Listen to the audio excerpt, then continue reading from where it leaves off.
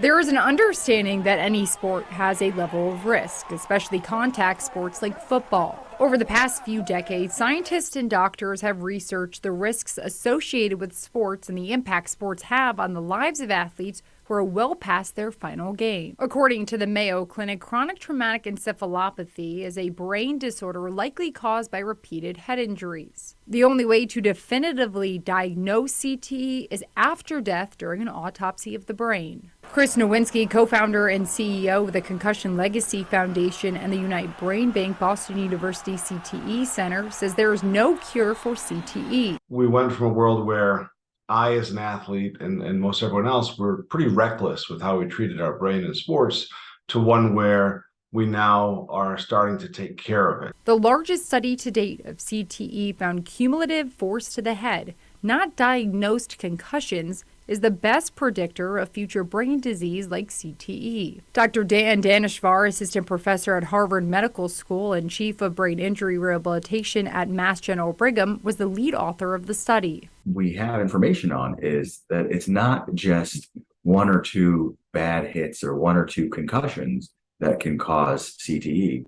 What it appears now to be the case is it's the total force to the head that increases someone's risk of CTE. The study used data from football helmet sensors that compiled millions of hits over a 20-year span to estimate the cumulative impact of hits on 631 former football players who donated their brains to Boston University for research. The findings showed disparities between each position. For example, linemen sustained less forceful hits compared to other positions, but linemen experienced the most G-force of impact each season due to the volume of hits. This is why linemen are more likely to develop CTE than other players. What we know from the helmet sensor data now is that for each hit to the head that results in symptoms, that result in a concussion, for an average football player, they might get around 341 hits to the head that are of equal or greater force than the hit that gave them the concussion.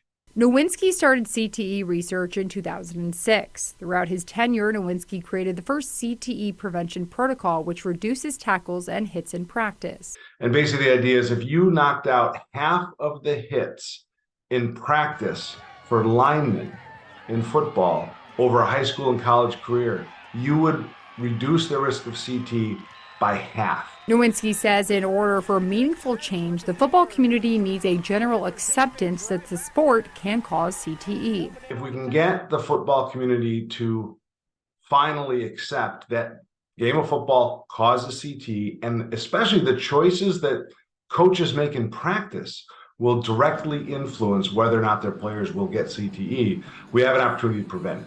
While football players were at the forefront of most of the studies discussed, and while it is one of the more prominent sports with CTE diagnoses, soccer has the most concussions of any sport. While football players seem to garner the bulk of the research, every contact sport has a level of risk and a possibility of sustaining a head hit that can cause CTE. Ultimately, your brain doesn't care what hits it. These principles that we learned from this study likely hold true for all those cases.